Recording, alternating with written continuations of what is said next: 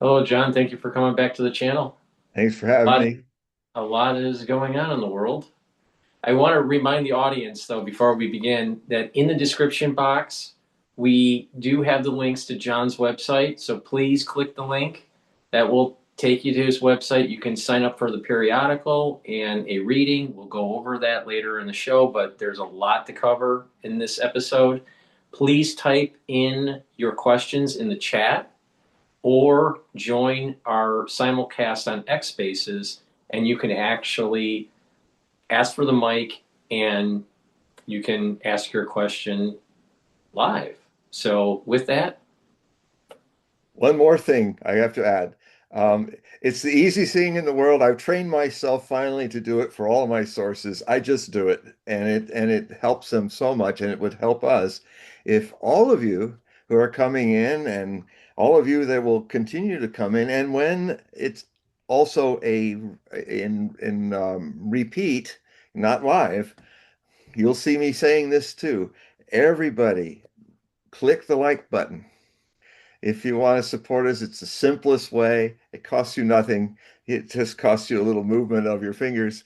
And I finally trained myself to do that with everybody that I need and source. And so please do that for us because it will bring more attention to and more people. And I would say that this show, whether you're seeing this live or later in the week, this will be the most significant show that I have done with Paul in all these years because of what's about to potentially happen.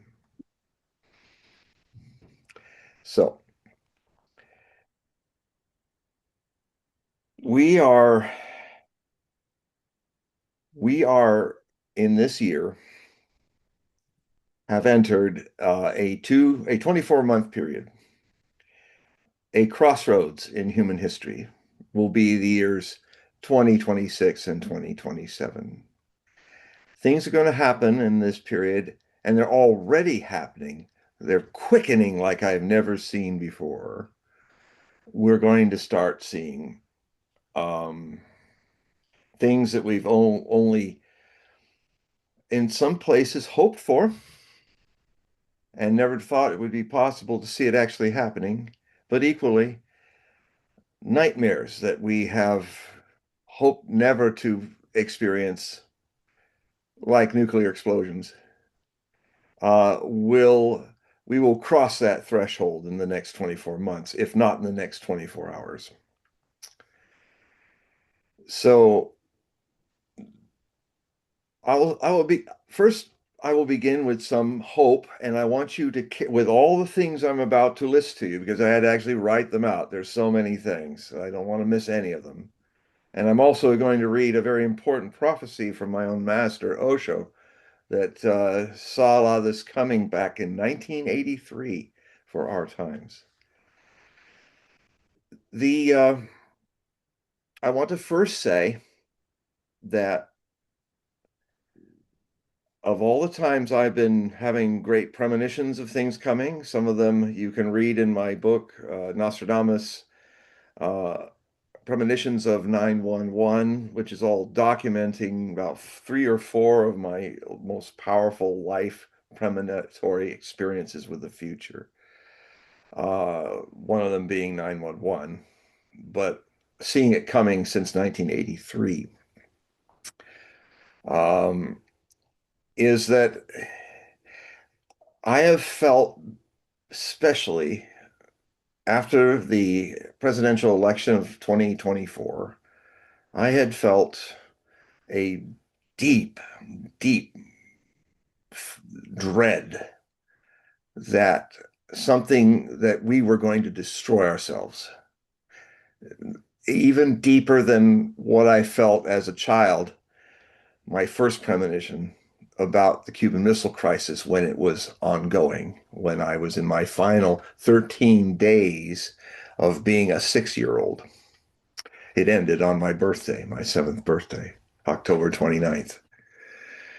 1955 was then, so I was just very young. But as I've said before on this show, it changed my little boy life, became a whole lot more grown up and aware of world events and really feeling empathically how close we came to destroying the civilization and leaving behind survivors that envy us who are dead. Now, I felt that dread that was all encompassing after the election because it was the last weeks of our earlier demented president, Joe Biden, who was actually very much, he wasn't actually giving the pen, the auto pen, without agreement.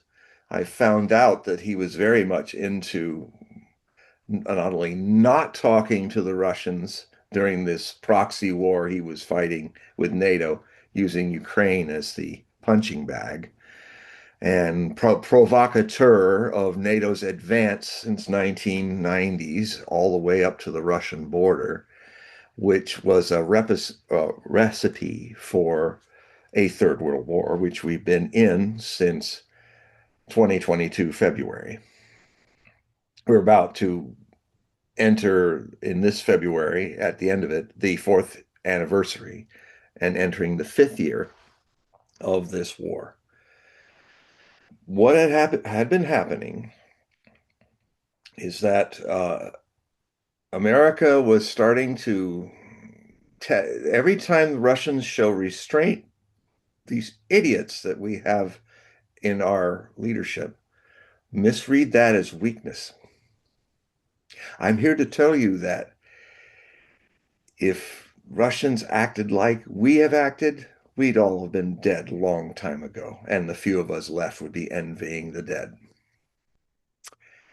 So this very dangerous and stupid group of leaders in Europe and in America are basically have bought their own propaganda. They are they are seeing a Russia that does not exist, and they are seeing it as weak, which it is not, and it is winning this war in a large way. Now, the danger is that when the illusions that they hold on to don't bear fruit and reality breaks down the door, like a T-34 Soviet tank broke down the door of many a German home in 1945, and with the crash of that door and the grinding of the tracks, realize that Goebbels and Hitler and all the government of the Third Reich had been lying to them through propaganda about miracle weapons and how we will win the war in the end and all of that. And I see the same annals, the same idiotic repetition in the news of the West about this war. So those who read the Hogue Prophecy Report know that for years now, I have been predicting the danger of a Cuban Missile Crisis that is repeated in our times at exponentially more dangerous steps than the Cuban Missile Crisis ever had. I mean, basically, the Cuban Missile Crisis, there was only one shot in anger fired, a anti-jet missile from the Soviet battery in Cuba that killed the only man who was killed in combat during the Cuban Missile Crisis. A certain major who was flying, U.S. major who was flying a U-2 spy plane to continue to take pictures for the targeting package for the U.S. overwhelming strike that was going to come probably on my birthday if to prepare, soften up Cuba for a U.S. invasion and occupation. And by the way, we didn't, even though the 13 Days movie is a wonderful fictional version, mythical version of the 13 Days of the Cuban Missile Crisis. But what it kind of insinuated in the movie, I have to correct, is that we didn't know until the end of the Cold War in officially actually in 1989 that um, and even Castro and even Khrushchev didn't know this, but the Soviet forces there had Frog nuclear tactical nukes that were commanded by battalion commanders in some weird break in the very centralized Soviet officerial control of command and control. For some reason, these battalion commanders could launch nukes at the American fleet as it was coming to deposit its invasion force on the beaches of Cuba.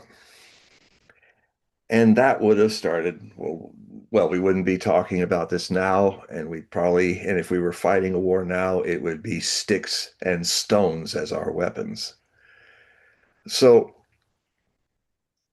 I was feeling all this, and I didn't know what to do with because I was a child. First, I thought it was something to do with my own personal life. The ego always personalizes every premonition first.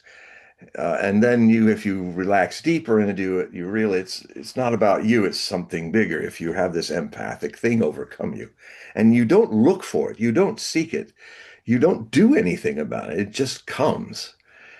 And so I was feeling that this, what I called the Ukrainian missile crisis, which it has already done, has jumped loops beyond the dangers that we suffered in 1962 October. We've already have, and the Russians have already told President Biden after his election, when he started moving a whole set of new HIMARS launchers, US built launchers, crewed by CIA crews, military version of CIA, it has a military branch, probably decked out in Ukrainian uniforms, but CIA people. In fact, they could have been a lot of the CIA had literally stripped down and rebuilt the intelligence services of Ukraine. So they were probably also CIA Ukrainian agents that were also manning these as well as American overseers. They were going around firing ATACMS ballistic missiles at Russian targets. And finally, the stoic and patient and mature Russians made it clear to them, Putin made it clear, he said, are you aware that you are at war with us now, America? Are you aware that the only way these missiles and so many other missiles you fired into ostensibly as Ukrainians, quote unquote, into Russia have been, if the Ukrainians even they're firing them, he's only pushing the button, and the telemetry of U.S. satellites and U.S. People in Ramstein and even some bunkers, some of them have been dug up by Russian missiles, of U.S. brass officers, supporters are guiding because only the US can guide, and the British do similar things with the Storm Shadow missiles. These only can be targeted by the United States, or in the lesser sense, UK, United Kingdom.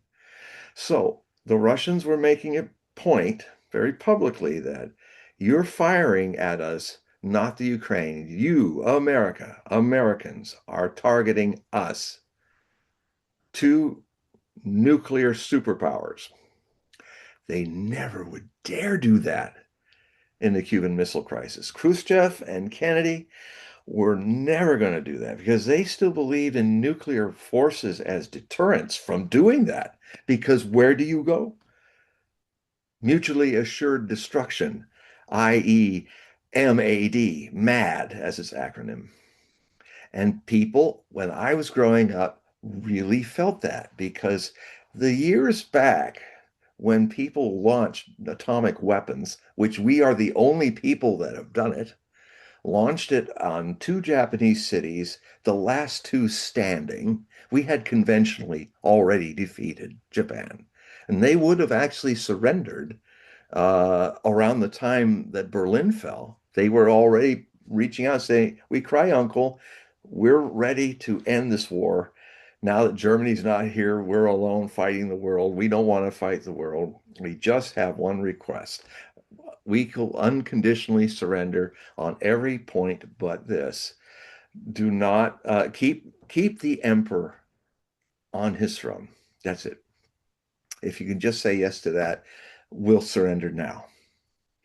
Well, I think a rather nefarious desire amongst Truman and the president that's replaced the vice president replaced Franklin Delano Roosevelt. They wanted to try this new atomic weapon because they were already seeing the next war, the Cold War, and they wanted to make so they I think in some respects they just let this war go longer, kill a lot more Americans and Japanese and people because they wanted the bomb wasn't ready yet, and they wanted to make a demonstration. And so, because you wonder, well, the Japanese were defeated. Why do you hit them with an atomic bomb when they're really done and they're actually asking you, let's stop. We're ready. Unconditionally, except for the emperor, we're ready. And there mustn't have not been a problem with it because here's the thing that happened. When they were ready and they had the two bombs to test in the early August, on the 6th of August and the 9th, Hiroshima and Nagasaki, once they were tested, once Truman had, right after Hiroshima, at Potsdam in the post-war conferences in ruined Berlin, with Joseph Stalin, the generalissimo of the Soviet Union, the bomb went off and he came up to Uncle Joe and said, we just lit off a bomb that wipes out an entire city in a second. And it's a new super weapon, and we have it. Because he wanted to scare Stalin. He wanted to intimidate Stalin. And Stalin's puffing on his pipe and going, I mean, really? That's interesting. No, buzzkill, total buzzkill. Like, so what? Like you might have said, I just ate a new hamburger. Oh, that's nice. And Truman was really chest-fallen because he had built up this whole thing was going to scare Uncle Joe. Well, of course, Stalin had people on the Manhattan Project that were actually giving information about the atomic bombs. He probably knew more about Manhattan Project and Alamogordo than the poor new president did. So we are so beyond all of that now. We, when Biden was literally starting a Ukrainian missile crisis and it was coming to that red line, a line we never crossed in the Cuban Missile Crisis. Well, we crossed it, and the Russians said, "You've crossed it." Now, what they did, though, they didn't launch on us. They could have. They could have made a nuclear demonstration across Europe, taking out NATO bases, maybe take out Ramstein with all its generals, maybe take out Brussels, maybe NATO offices next to the EU. They could have, if they were idiots like us, they would have done that. But they have a love for life and a love for civilization that I think is deeper than our own. And they are grown-up people. They know you and I and our nation has never seen anything close to what the Russians lost or any nation lost in World War II. Imagine if you lost 27 million Americans in that war. You only lost 400,000. And most of that, and 149,000 of that was from exposure and accidents and friendly fire. They were losing that kind of number in a week. And they killed most of the casualties of the Third Reich were killed in the Russian conflict. In fact, without the Soviets coming from the East, we were a little sideshow. If it wasn't for that, um, there's even some theories showing that even if we never got into the European theater, that although Russians would have suffered dreadfully more casualties, they might have done it even without our Studebaker and Ford trucks helping to drive millions of soldiers to the Schwanpunks for the force of breaking the German line.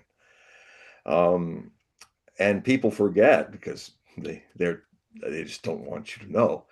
But unlike us, who had hardly a shell dropped on us, or maybe a fire balloon in Oregon, or maybe a couple shells that thumped into a Santa Barbara cow field from Japanese submarines, um, the Russians, under fire, invaded by 3 million men and thousands of tanks and planes, the greatest invasion in history in numbers and deadliness, under fire, uprooted and dragged over the Ural Mountains into Siberia and replaced them on new foundations. 600 massive factories.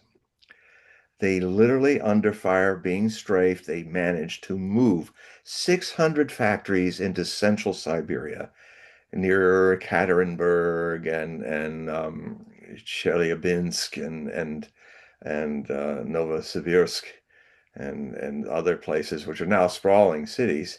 But they literally took most of their industrial base and put it there out of the range of German bombers.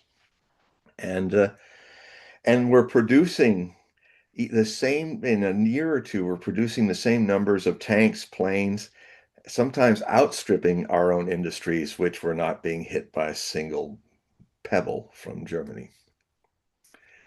So what I'm pointing out is these are formidable people. These are serious people. We should be serious in our behavior with them and sincere and not so cavalier to think that you could even win a nuclear war on the so-called weak Russians who are drunk and stupid and don't.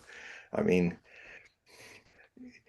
why don't that's anti-Slavic, like being anti-Semitic. It's racist. It's not real. And if you follow that bunk, well, you're going to have a nasty surprise because if they have to launch, if we give them a reality that if this world that they're in, and Putin has said it, if you're out to annihilate us, our nation, then we don't feel this world is worth living without us. So you're coming with us. And if you listen to that, if you become sober and listen to that, and if your leaders become sober and listen to that, then we have a chance. Well, I will be getting to that. So what happened with Biden? Biden was eager, what had blocked all diplomatic communication for 3 years with the Russians. This is something we've never done in the Cold War, the last Cold War. Even at the worst times, even in the middle of the Cuban Missile Crisis, we were talking and the Russians were talking with us. Biden cut all that off for years. In the years of this war, in the years where such things like CIA men launching stuff that if it got to and hit the Kremlin or something might just start with a nuclear confrontation, and there's no connection to the United States because they've cut it off. So that's very dangerous. Um, so what happened is I was feeling this dread that, oh my God, now that he's a lame duck president, he's going to really do something as lame as any human being has ever thought of doing. He's going to accidentally, on purpose, get into a Cuban missile crisis, a Ukrainian missile crisis that has already directly had U.S. Arms firing directly for years at the Russians. And they, in response, which they did a few days after the warning, the Russians who had been monitoring where all the HIMARS were and their crews, within 2 weeks, they destroyed every single HIMARS and all of its crews. They destroyed them. And then they said, you've seen what we did to your people. We can do it again. So just back off. Basically, this thing lingered, this dread lingered until the 20th of January, Inauguration Day, when Donald Trump, 4 years delayed his second term, swore to become president, and Joe Biden was rolled off the stage of history. Then it lifted because now they had not the power to create this, and the Russians had destroyed all their crews, so they couldn't launch any of these things anymore. Where the Cuban Missile Crisis could have seen thousands of dead Soviet soldiers and engineers and hundreds of missiles destroyed, Biden went down as seeing his missiles destroyed in the Ukrainian missile crisis. So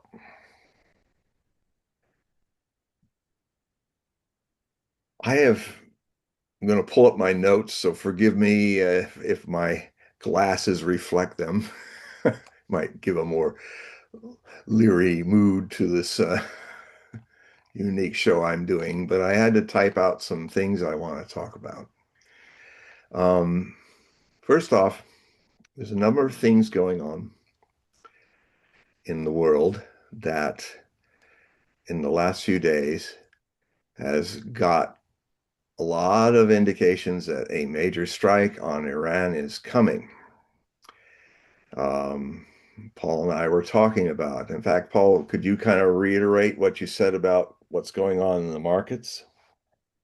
Well, the oil markets, they're starting to go up. I mean, we have a little bit of a trend for oil in Brent and in WTI. Those are two different oil markets, and there's definitely a big move in natural gas. There's a big move in gold. There's this, and that's usually a stress indicator. The Bank of Japan intervened, and the yen is strengthening. It was trading at about 159 to the dollar. So the dollar at that time was strengthening relative to the yen, but the BOJ intervened, and now it's been trading at about 154, 155. There seems to be potentially a coordination between the BOJ and the Federal Reserve. So they're trying to stabilize the currency markets. So there seems to be something going on. I think we talked the previous episode on banks going to the window at the Federal Reserve for liquidity, for overnight liquidity. Uh, At the end of last year, at the very end of last year, and the very beginning of this year, it seemed to be correlated to what was going on with Venezuela. So there's definitely something going on with the banks. There's definitely something going on with the currency market.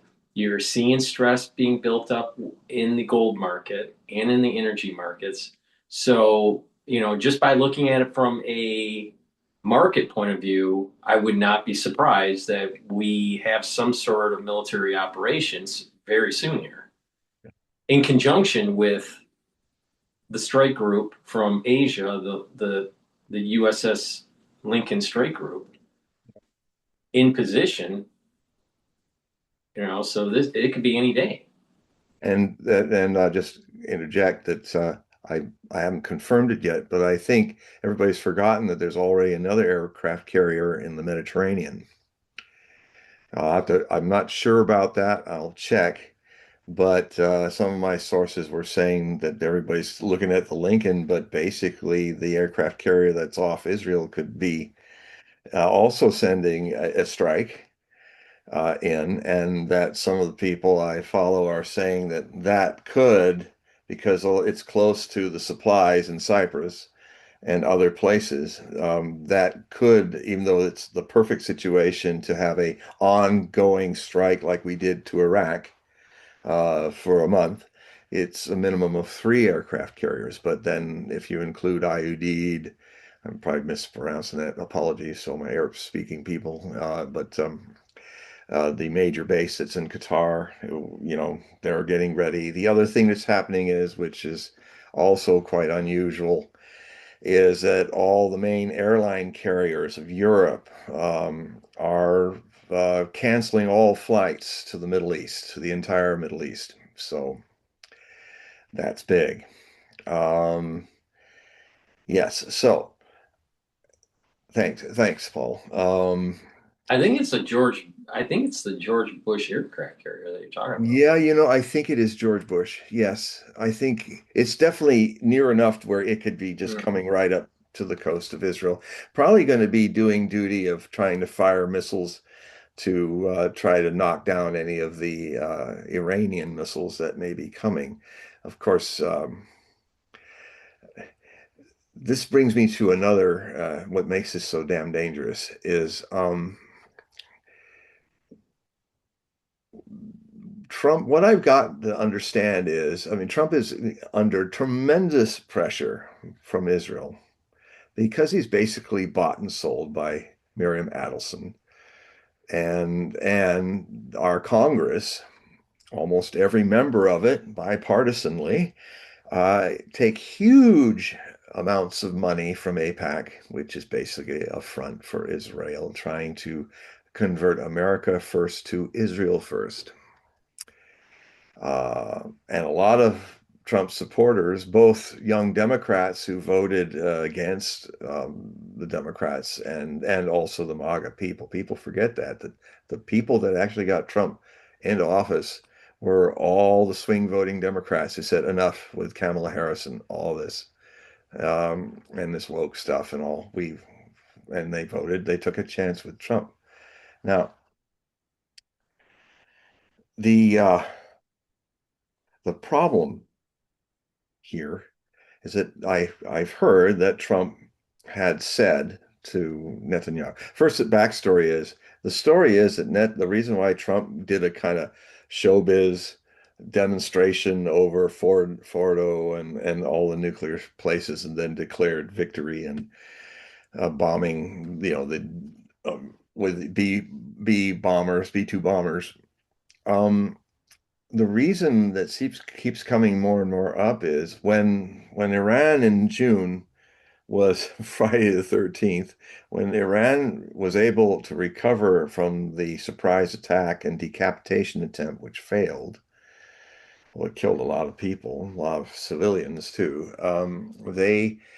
They got their radars back online, and then they started, by the next day, they were throwing in missiles, which were still not their best missiles. They're just using all their junk missiles and literally exhausted the Iron Dome, the THAAD system, and also David's Sling. All in short, these are the names of air defense systems that are supposed to make an Iron Dome over Israel, which were completely exhausted in 12 days. And I don't think they filled them much because the big story here is, folks, and now this is why the carriers could get very busy because we have mountains of bombs for our jets that they can use. But when it comes to missiles and defensive missiles and all that, we've exhausted, and Europe has completely exhausted its reserves of missiles. So if you've run out of conventional missiles, and keep this thought in your mind because I'm going to come back to it a few times here, everybody. When you've run out of conventional options, what option do you have left? When your president says to Netanyahu, who back in June of called him up and said, if you don't come in and help us, we will launch nukes on Iran. So he came in. He's completely under the power of these people, this Zionist regime, which has murdered 1 million Palestinians and counting. Remember that number because you're going to find out that it's that much, if not more. Um, he said this time around, talking with Netanyahu when he came, he said, I want it clean and decisive. It has to be fast, clean, and decisive, this decapitation attempt or what you're going to try again. Now, certain things to think about here. This is not going to be a surprise. This time around, this Iran's just gone through their Pearl Harbor last year in June. And like we did, they woke up. The sleeping Iranian giant in the Middle East woke up, united, and now they've even survived a couple even more egregious fifth column attacks where these hooligans and people, a lot of Kurds and others who came in heavily armed by Mossad with 30 to 40,000 swift white radars to snuck into the country so that they could communicate and coordinate their acts of terror. I saw stuff. If you go on X and look at some of the stuff that happened, I mean, I saw these people, they were just on freeways in Iran just firing at anybody. And you could see this poor driver, he's not even looking at him, and suddenly there's three bullets in the window, and then he goes rolling off the freeway. And they were just, I watched them come in and just uh, run in and start destroying shops and beating people. And it was criminal. It was an invasion of terrorists. They burnt mosques, they burnt banks, they burnt businesses. Um, and then they'd run off, coordinated by SWIFT, to do something else. Well, the Iranians shut down their internet system, and with the help of the Russians, who know how to shut down SWIFT, they taught them how to do it. And the SWIFT went blacked out, and that was the end of this insurrection. Now you'll keep hearing the Westerns saying, "Oh, they're still doing more and more." No, no, it's been down for a couple of weeks now. And even though the Iranians promised not to execute the thousands of people that did this, well, we'll we'll see what if Trump is going to honor his side, because don't hit us with attack. We won't do this. Now it's clear that Trump's just lying again, and they're going to go in. I mean, Trump's a tool of the Zionists. He can't. He's not our president. He's the viceroy of the United States. He's the Zionist viceroy overseeing the United States of America with his viceroy Congress. Um, and that's reality. And it pains me because I'm half Jewish and have a lot of Jewish heritage, and I don't like this. But there it is. So decisive. You want to be decisive. Well, you did conventional, didn't work. You you tried to blow up the Ayatollah and actually wounded the president of Iran, Pezeshkian. Killed hundreds of scientists, killed a few hundred generals and officers, but they have a system where the gaps are plugged immediately. It's in depth, their command structure, so you didn't stop it. And then they responded, and I think made a mistake when they stopped bombing after 12 days. But I imagine they did it. It was a stop. That doesn't mean that because they've already been in this missile war with Israel. Israel's missile war against Iran started on April Fool's Day in I guess 2025. And this 12-day war they talk about, I call it the 12-day campaign in the bigger war that's been going on since April Fool's Day, 2025, as one of the campaigns of this Third World War. So the what options does either Iran or Trump have? You can't do anything that it didn't work before. This rinky-dink attack on Venezuela just to grab one guy, declare victory, lick your lips for another Nobel Peace Prize potential, and nothing has changed in Venezuela. The same government is there. The Maduro government is running. Nothing's changed, and it's just hanging there. So, I mean, if Trump is trying hard to be an international clown, he's doing a really good job of it. even Millet is not with his saw, one of his best buddies in Mexico, one of his tells, one of his plants, is not as big as clown as this guy is. But he's a doomsday clown. That's that's not that's a tall comic performance to exert a laugh out of rather than tears and terror. But anyway, he is. Uh, so I'm looking at the Israelis. I'm looking at Trump.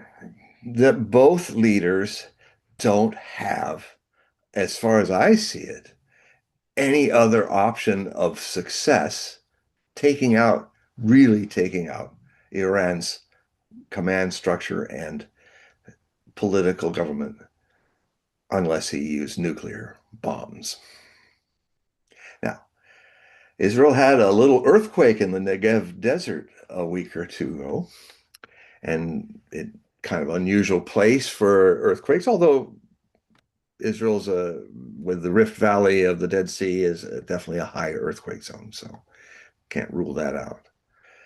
But it could have been a test, just to give a little nudge out there so maybe they're starting to test their nukes very near the nuclear power plant in Dimona that has been the mother of between 200 to 400 nuclear weapons.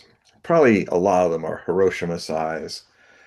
I've heard that they even have nuclear suitcases, and that, when I researched it for my book, Nostradamus, The War with Iran, which I began writing in 2007 and published in, I think it was September of 2007. I've updated it a few times, and I'm now on the verge of seeing all that work, all those prophecies of Nostradamus, which were in the clear so much more than the others. Something Nostradamus doesn't do unless it's a really serious potential future detour or crossroads in our future. The crossroads are always captured by his prophecies. And the fact that he would obsess so much on Persia, the classical name of Iran, Iran means land of the Aryans. Um, it was, and that there would be a great fleet sunk in the Arabian Gulf, melted and sunk. He talked about the sons of Ishmael coming out and fighting an enemy in from coming out of Carmania. Carmania is the 16th century name for the Iranian side of the Strait of Hormuz.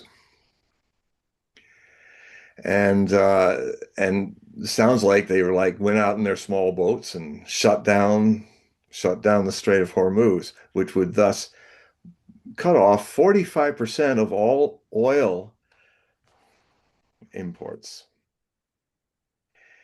Now, they've openly said this time, if you strike us again, America and Israel, we will go all the way.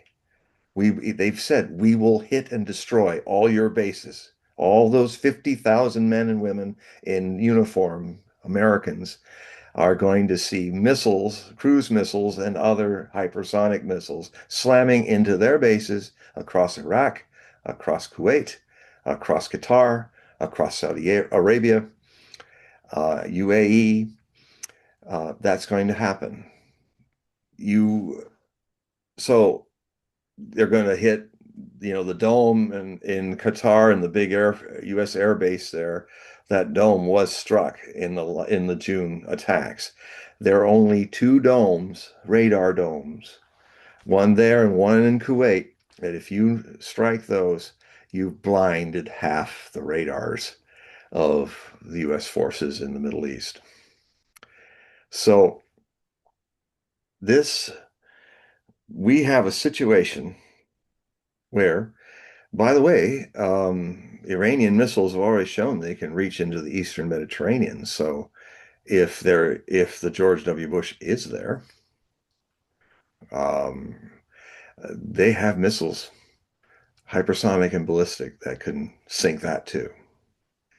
So you're looking at 10,000 sailors, 5,000 apiece on two aircraft carriers that might be down in Davy Jones' locker. Added to that, thousands of others from the missile frigates and other places. You have, of the 50,000 people that are scattered in bases all around the Middle East, you're going to see a significant loss of U.S. lives. You may see in one day more people killed in this war than all 10 years of America's occupation of Iraq after our Bush, his son, decided to fight a war of aggression against a war of choice, a war of conquest, Operation Iraqi Freedom in 2003, to occupy Iraq and nation build it, even though the people of Iraq did not ask for it.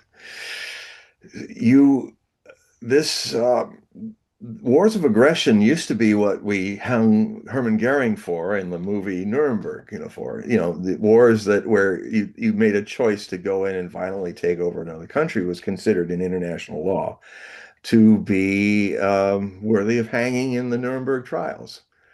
The surviving Nazi leaders caught the choke on that one. This is the other thing that's so scary about our times. We've got a president that is at a certain cognitive level where he's literally saying, I don't need national or international law.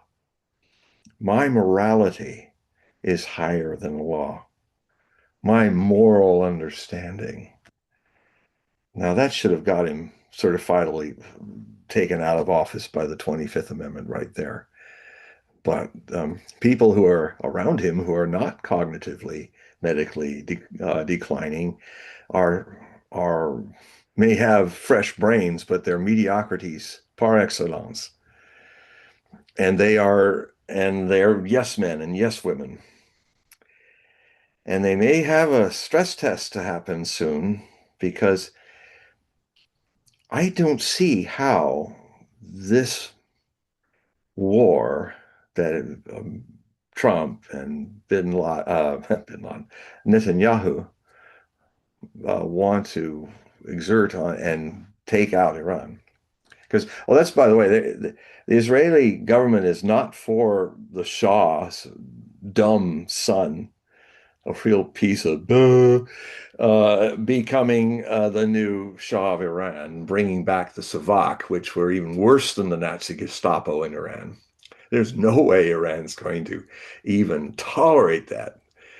But the other group that doesn't tolerate it happens to be the Israeli government. They say, no, we want to decapitate it and see Iran broken up like we did Syria. We want Syria on steroids. Break it up, destroy it. They're the last threat, perceived threat that they have created by behaving so badly in their own neighborhood. And there's a classic thing going on here. It's kind of, I mean, Netanyahu reminds me of another famous gambler from the last World War. Adolf Hitler was one of the greatest gamblers. He knew the risk of what he was doing. He knew that if Germany didn't win the war, and he warned his generals before it started, if you don't do this fast and fanatically, all of you and me will be dead, and Germany will be a cratered lunar landscape, or we will win it all. All or nothing crapshoot. Well, Netanyahu has shown himself to be quite deft at following that same crazy crapshooting because he is, like Hitler, he's doing insane things.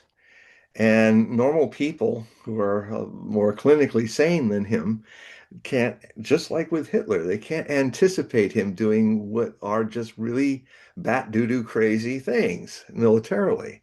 And so, for instance, give you an example. When Moscow almost was taken by Germany, Stalin and the Soviet forces had centered around a defensive battle because uh, a sane man would think, well, Hitler's going to try to take Moscow in this new spring summer campaign. But he didn't. He went south to Stalingrad. And that totally threw the Russians didn't have anything down there. So stuff like that, you know. What eventually happens with people who use their own madness as a form of genius is that people kind of, after a while, get to know what you're doing. And by the time 1943 was around, everybody was on to Hitler's game, and Hitler could not adapt. He was too stubbornly Taurus Aries cusp to change his strategies and stay ahead of them. So, so the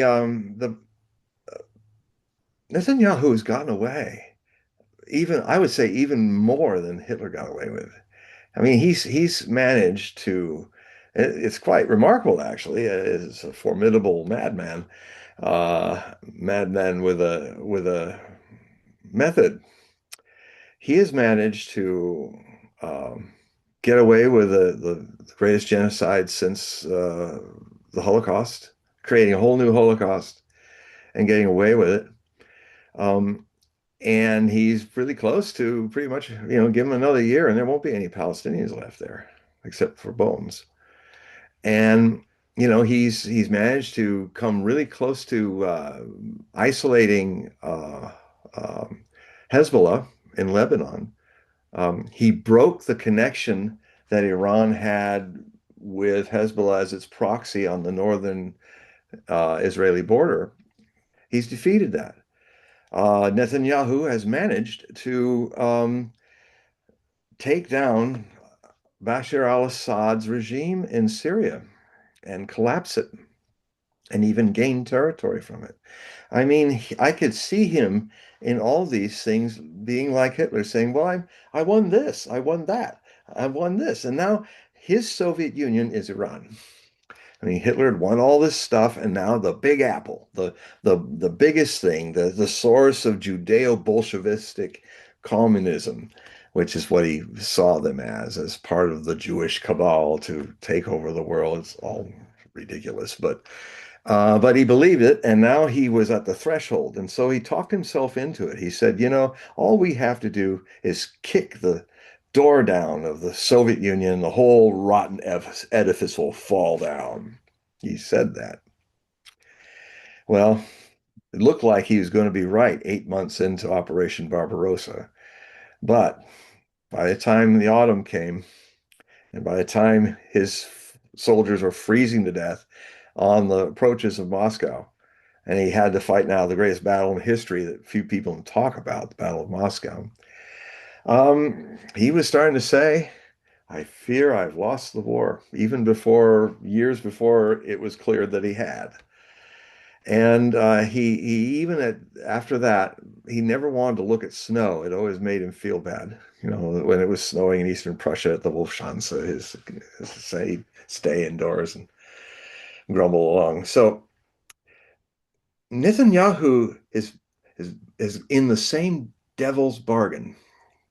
He has gotten away by being shifty, tricky, mad in his moves.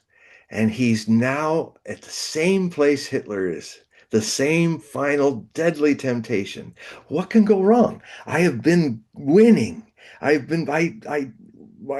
been fighting France in World War I, lost 3 million people on the Western Front, and I only lost 60,000 dead. And I did it in 6 weeks. We took Paris. So you can see how his head was getting enormous by his successes. He was a gambler. It was the crapshoot's working. I'm not coming up snake eyes. Not. And then Moscow happened. Big snake eyes. Okay, I'll try Stalingrad. I'm almost getting there with this. Lost the Sixth Army and a whole bunch of Allied Axis armies. And so, okay. Well, we'll just build up and we'll go after the cursed assailant in 1943. We'll build all these Panther tanks. We'll out tank them. We'll outdo him. And he only penetrated about 30, 40 miles on each pincer before he had to quit because the Allies in the West were invading Sicily and soon to invade Italy in 43. And that's when it all unraveled. It took a while, but that's when it started. Netanyahu is not going to have the luxury of a slow burn to Berlin. He's looking at Iran, and in a way, it's the way he set up his mad campaign. It's an all or nothing thing. If he doesn't win this, he's going to be in jail if he's lucky enough to still be standing and his nation still be standing. He's so the temptation for either launching nukes when it starts to all get blown up again, or start this thing with a nuclear strike on Iran, taking out Tehran, taking out Qom, taking out all the places and dropping nukes on some of the cave constructions around those areas where the government might hide. I don't see how Trump or Netanyahu can succeed in Iran unless they start, since Hiroshima and Nagasaki, an atomic surprise attack on Iran. And I'm not alone. And I hate it because a lot of my more sober sources, really good and accurate, I hate hearing them say the same thing because oh shit, if if Alexander Mercouris is saying it, if Daniel Davis is saying it, and some others, Scott Ritter and all these people, I'm going, oh man, we're in trouble now. So I I think it's possible, and because things are gathering, I hope I'm wrong, but uh, I think if Trump goes in and if they don't strike first with nukes, they think that that's going to, for some, they've talked themselves into thinking that that's going to end the missiles flying on Israel. It's ironic. One of the Trump's first outrages early um, in his administration was that he assassinated Qasem Soleimani, who was the general that defeated ISIS using Iranian and Iraqi forces that died by several tens of thousands to liberate most of Iraq and Syria from ISIS, who has now, by the way, been let loose. All the people, the new ISIS commander that's running Syria as its commander, Jolani, he freed tens of thousands of Syrian soldiers last week. So now they're out of prison. They're back in their uniforms. I wonder what they're going to do next. Maybe a war in Lebanon, maybe a complete destruction of Lebanon. Who knows? They'll have to get through um, Hezbollah. And the Israelis might have Hezbollah in a corner, but they don't dare go too deep into that because Hezbollah has been decimating their soldiers, and they're not a large population to have such things being done. So that's another factor. Limited conventional weapons to stop this next avalanche of missiles. But the problem is, Qasem Soleimani was the man who devised the plan to scatter all the missile factories and missile silos and missile launch holes across a vast mountainous country, 4 times larger than Iraq. And we couldn't find the Scuds in that flat desert where there was nothing other than desert. And if anything was running around like a Scud, we would have seen it. Couldn't even find the Scuds in the Gulf War. Um, what do you think? I have flown over from the 80s and through till 2001. I have flown over the vast expanse of Persia, Iran. And it is, if you look down there from 35,000 feet night and day, you're seeing a place that there's no way you're going to find everything and bomb it. It's vast. It's like the Sierra Nevada mountain range being the size of the Rocky Mountains. It's all across the country. And so they can turn Tehran into ash, maybe Isfahan, maybe Natanz, Maybe other places they can turn to nuclear ash and kill millions of Iranians. And do you think in a culture of martyrdom as Shia, constantly martyred by the Muslim majority and all, do you think they're going to stop and reflect? Do you think they're going to stop and go, okay, we cry uncle? No. They're going to launch on you and with their conventional weapons until there's nothing of you in the Middle East left, whether you're American soldiers or you are uh, Israeli soldiers or Israeli citizens. I mean, the thing that could happen, some of the scenarios that could happen are quite chilling. I don't think because I understand Islam more than most Western people do, and it would be kufir, it would be blasphemous, haram, for the Iranians to actually cause a nuclear meltdown of Dimona nuclear reactor. I don't think they'll do that because that's just haram. It's not human. They don't even want to have atomic bombs because it's haram. It's blasphemy.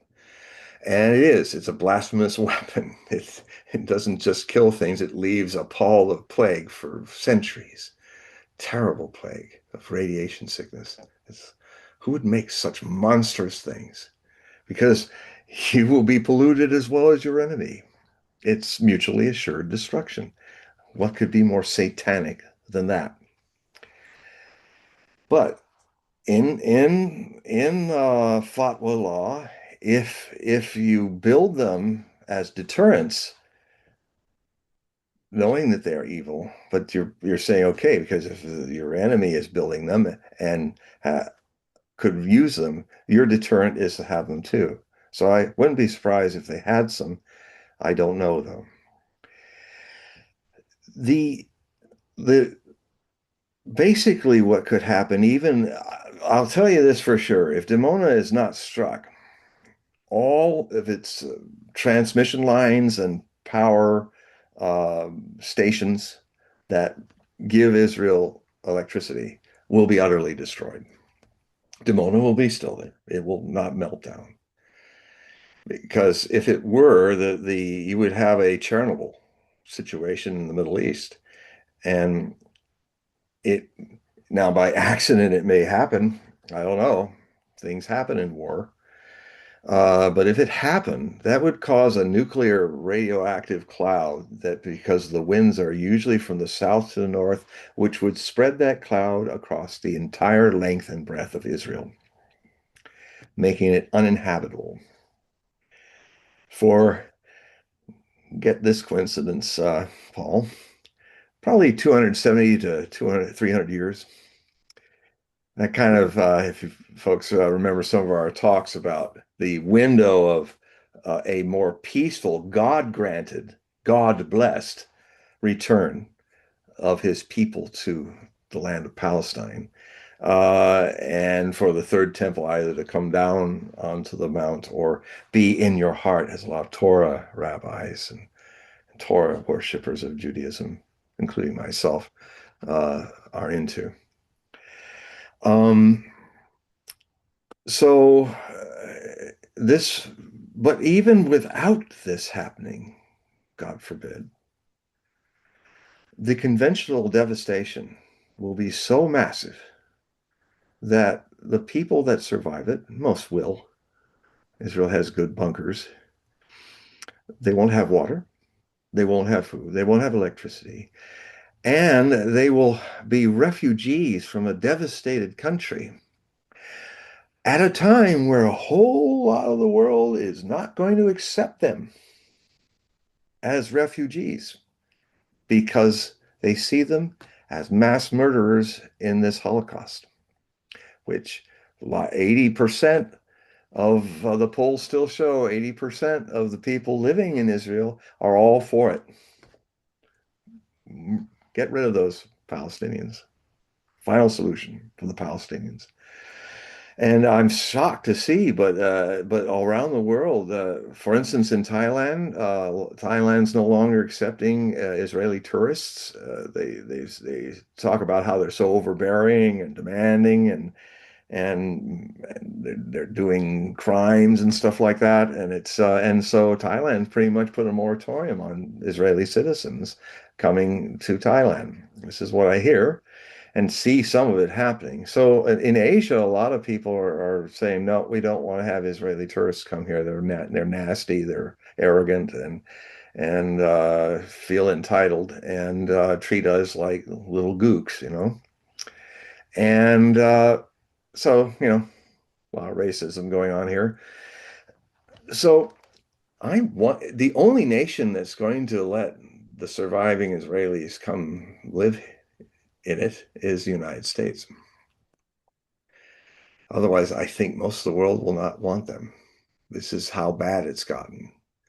Uh, I I've been saying since I've looked at these, when the U.S. Embassy in Trump's administration was moved to Jerusalem, I did a chart on its birth as a when it was opened and did a composite chart on the Israeli Jewish state's birth chart.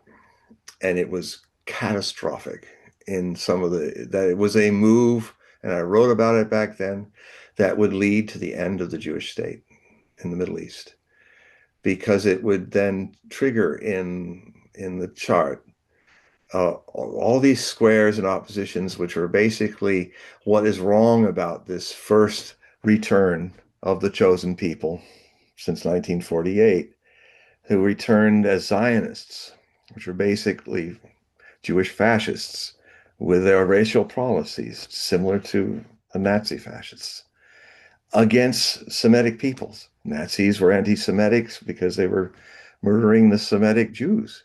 Now Jews, Semites, are murdering their own cousin brothers and sisters of Abraham, who are Semitic. They are Semites. When people say, you're an anti-Semite for saying that, well, what are you if you're murdering these people? I'm just having an opinion. You've killed a million of your cousin brothers and sisters. Time to pause and reflect.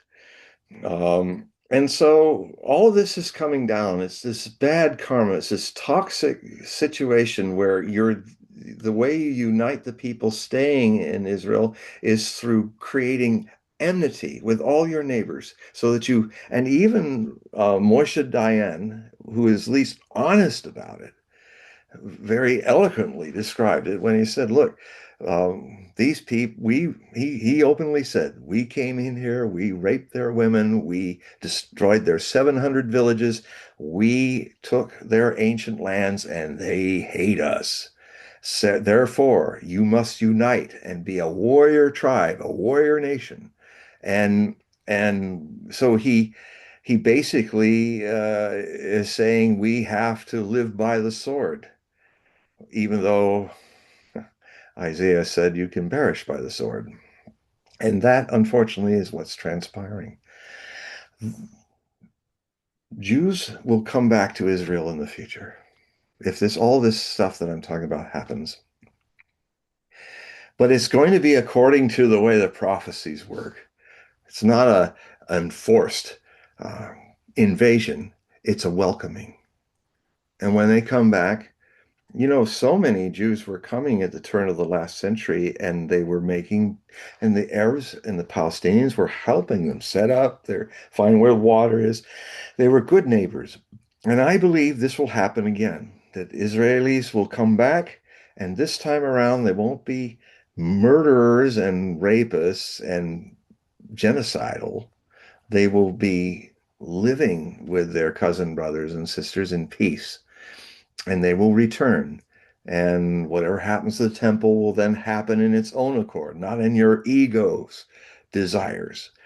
And so I see that happening, but we've talked about this theme, Paul, before, that we may be seeing in the next hours, days, weeks, months, or year, 2 years, a second diaspora, time to come back, reflect, and wait for the Lord to give you indications, not your atheistic Jewish Zionists who don't are not practicers of Judaism.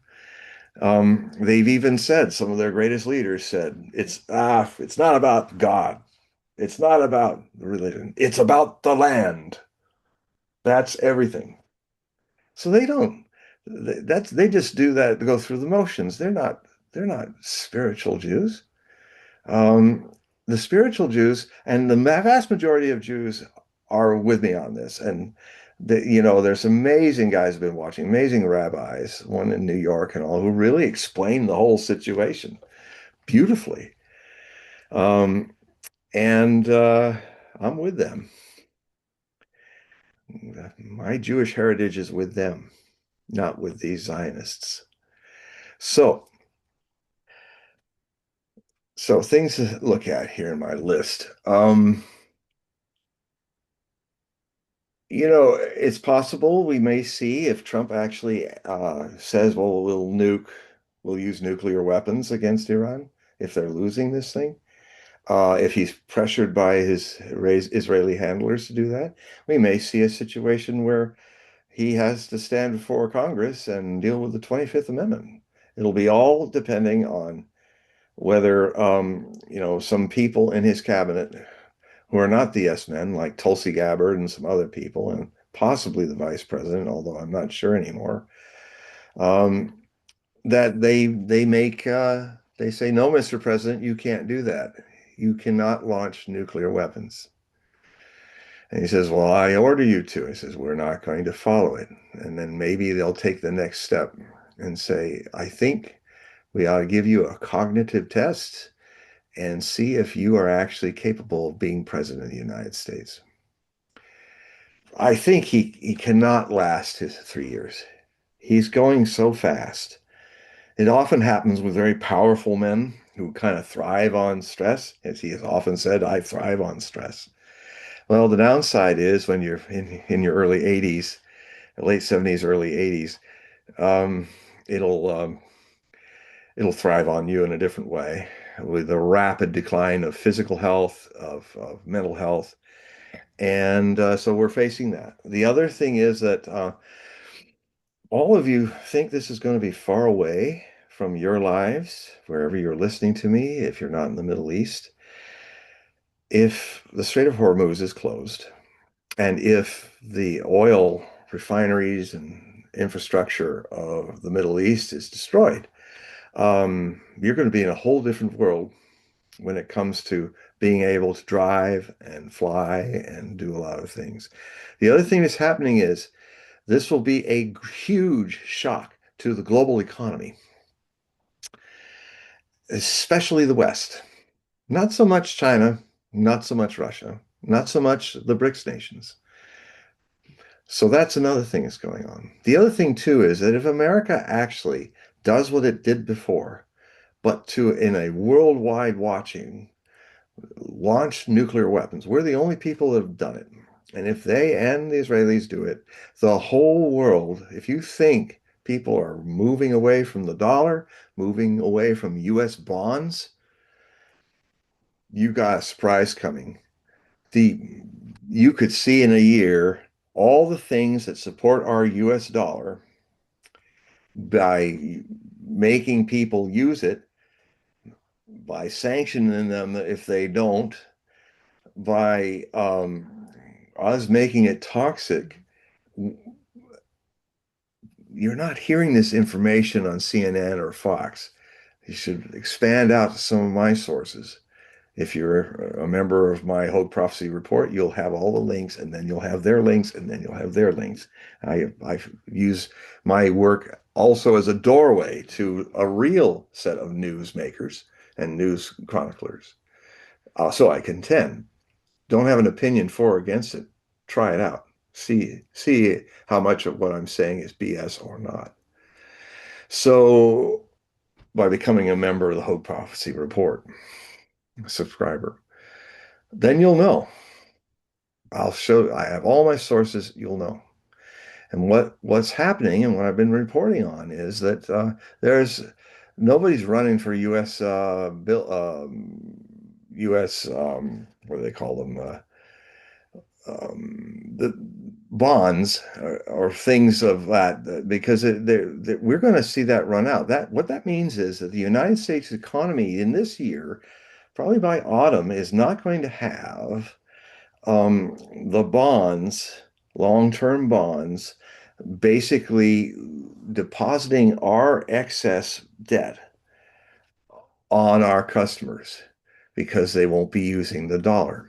It's looking like my prediction is happening, that the yuan is going to become a kind of alternative, not a global currency. The Chinese are smart enough not to do that because there's a burden that comes with being the global currency. Well, they're going to do something that's kind of in between that. Uh, what's happening is Russians buy Chinese products with yuan, and there's a new system that BRICS is coming together, and this one will really be better than SWIFT, the one we use in the West, and it'll pretty much use yuan as a conduit. Your national currency converted to yuan, which the Russians and the Chinese will use to give oil and food and products. Russia's the breadbasket of the world as well. Um, and so,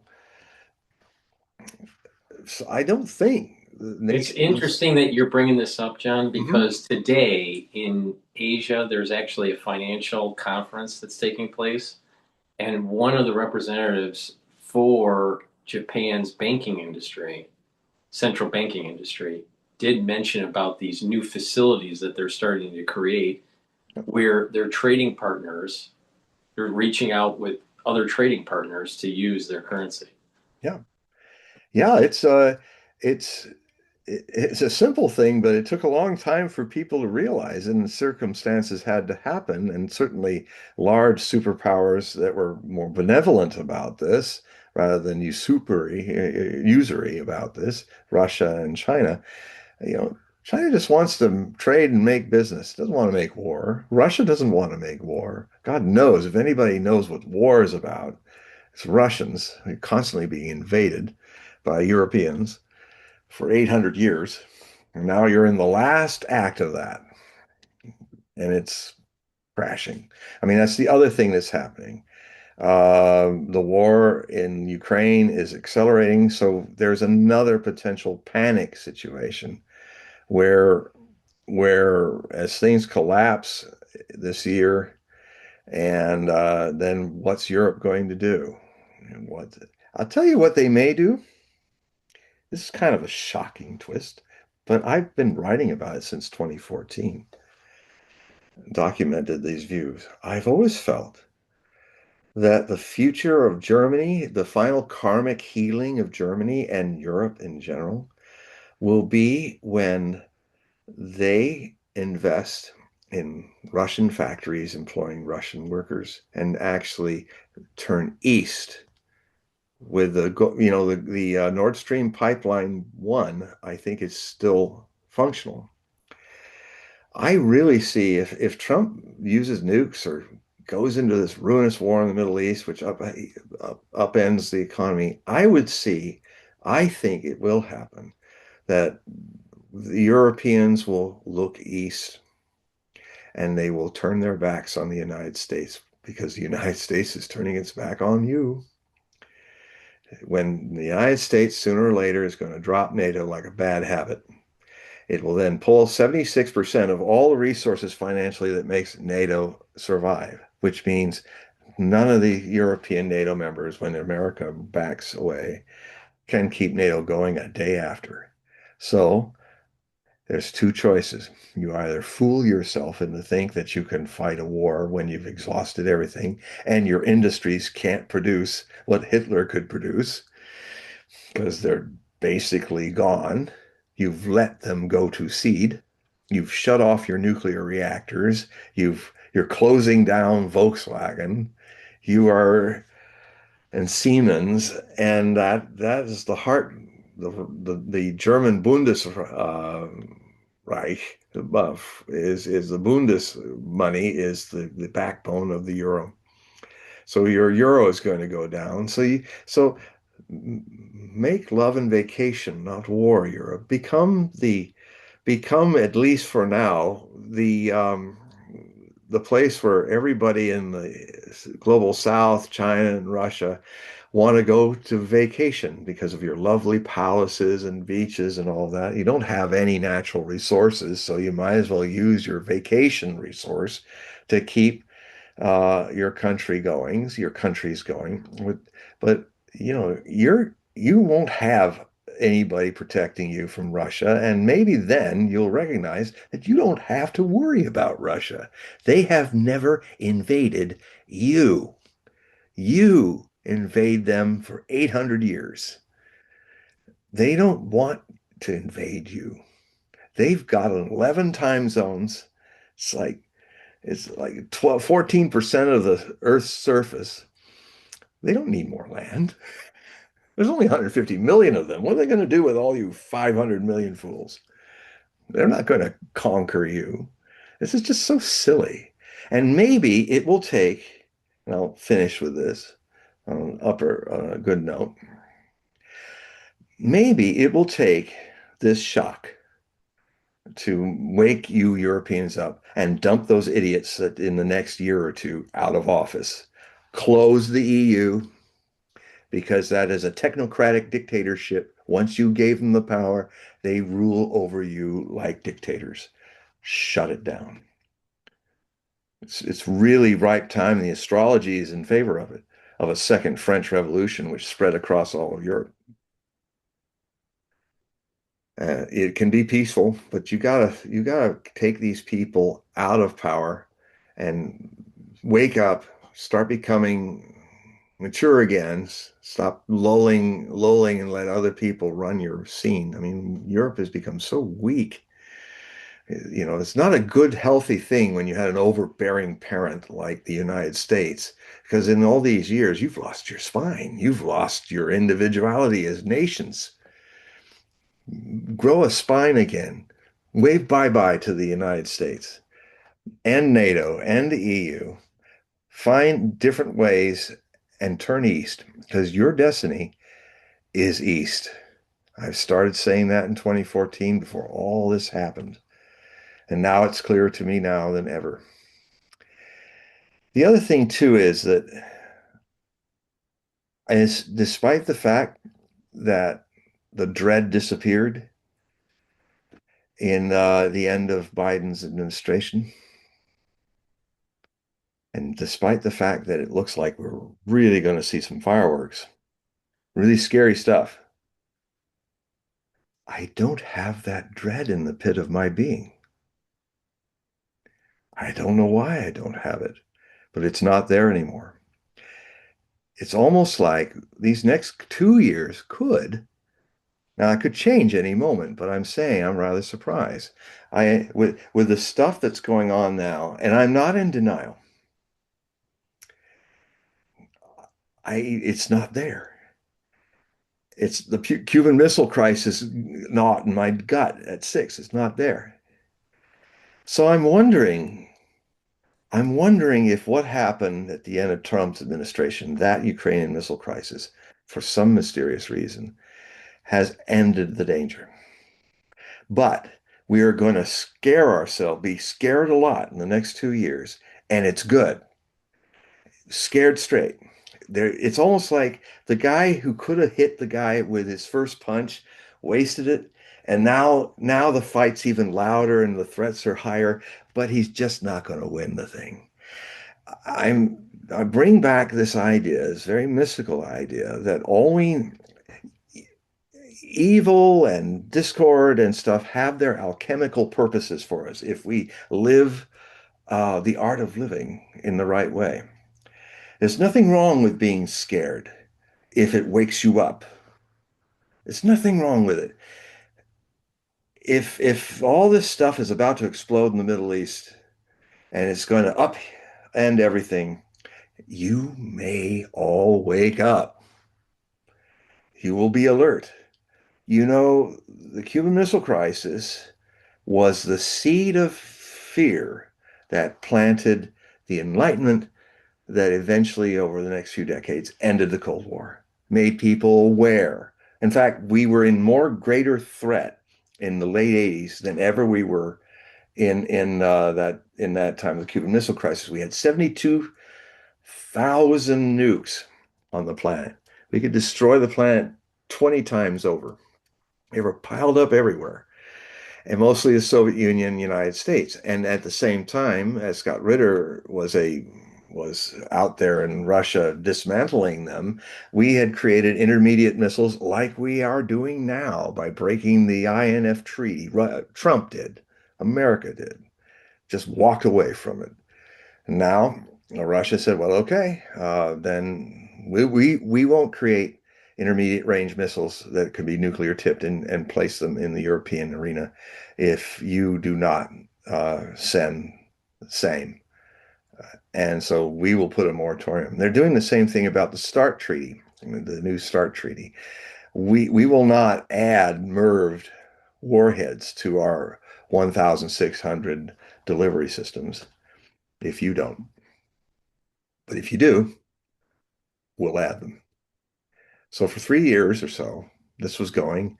Now the United States is putting intermediate range atomic tip missiles in Denmark, and they're adding more. And so we're back to 1987 when we were really more close to blowing everything up then. So my point being here is we're really closer than that time, just the same. But it's like it's a fight that's may not happen except for all the shouting and threatening. It's possible. And we're going to even see these people, these idiots, try to take us over the edge many times. Not the Russians, not the Chinese, not the global majority. Most of the world is out of this insanity, but we of the West are having a hard time letting go of 500 years of colonial dominance and social economic dominance. It's over for that. It's moving back to Eurasia and the South. And we can be a part of that in a peaceful way and have a significant contribution to make, but forget the hegemon. Dump the hegemon. And so uh I will keep you in touch if my gut starts to get a different message. But I'm kind of shocked and surprised that as we are now really coming to some very significant upheavals, historic and life-changing for the human race, all of us, I would think that I would be on the floor with this gut thing driving me crazy, like I was before 9/11, like I was when I was 6 with the Cuban Missile Crisis. I'm definitely feeling the aggression and the threats. It's almost like some bullywimp who's making all the moves. This happened to me once as a kid. He's making all the moves. I'm going to get you. I'm going to beat you. And all I did was step forward one step, and he ran off like a chicken, like a chicken bird going. Bah, bah, bah. It's maybe it's over. Maybe we're going to see just a whole lot of. Well, I'm going to see some nukes. You're going to see some nukes that are dropped. I definitely feel that. And you know what? That could really be good because that could scare you, me, and our leaders straight. And then that changes things. And then this will be a much bigger scare than the Cuban Missile Crisis ever was. And it will be ongoing for 2 years.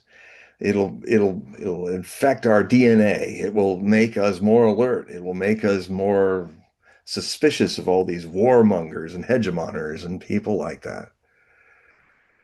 So I'm strangely hopeful, even though we're about to see the doo-doo hit the fan in a major way any moment now in the Middle East. Now, we'll see what happens in the Middle East and see if that changes. And since I'm up on this show every 2 weeks, I will give you a gut check for the next 24 months. If we're still doing this that long, which I hope we are. So I'm going to end now with reading, and then we can do questions. I hope there's a lot of people waiting. But I want to read to you what my master said in March of 1983. It was just out of the blue because he wasn't publicly speaking for years. but he left this communique. I was on the Oregon Commune at that time. I was digging a post hole for a sign, and then I found out about this and then read it. And then I looked down that hole. And the next thing I did, I only had one book that I saved from my 2,500 book library when I dumped all that, sold it off to go live on the ranch. And I didn't understand why. I had this little dog-eared black book with a lot of black electrician's tape keeping it together. I still have it. After I heard about this and heard him say this, I went back to my pup tent on top of a mountain and I opened my locker and I took out that book. It was Erica Cheatham's book on Nostradamus's prophecies. It's the only book I saved. And there began my journey, my sadhana with prophecy and Nostradamus. This is the words that began it all in March of 1983. Osho says, man is now living in the most critical moment, and it is a crisis of immense dimensions. Either he will die or a new man will be reborn. It is going to be a death and resurrection. Unless human consciousness changes totally, man cannot survive. As he is right now, he is already outdated. During this period, there will be every kind of destruction on Earth, including natural catastrophes and man-manufactured auto-suicidal efforts. In other words, there will be floods which have never been known since the time of Noah, along with earthquakes, volcanic eruptions, and everything else that is possible through nature. The Earth cannot tolerate this type of mankind any longer. There will be wars, which are bound to end in nuclear explosions. Hence, no ordinary Noah's Ark is going to save humanity. The Holocaust is not going to be confined to certain places. It is going to be global. So no escape will be possible. You can only escape within. And that's what I teach. I do not teach worship of God or any other ritual, but only a scientific way of coming to your innermost core. And that's what I do with my readings. Often what happens in my readings, which is I do on Zoom, which is also linked on this Paul's website here in the show.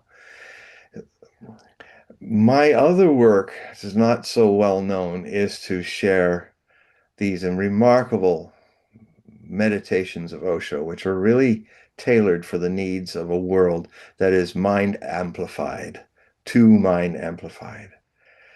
They're fun, they're playful, and they absolutely are capable of stirring a spiritual revolution inside you. And so my readings often come to my sadhana as a meditator. Um, Osho gave me the name in Sanskrit, Swami Dhyan Arjuna. That means Master of Meditation's Innocence. Master of Meditation's Innocence. And that's also what I share in these readings. So, sign up and we can have a one-on-one, just like I'm having with all of you at once.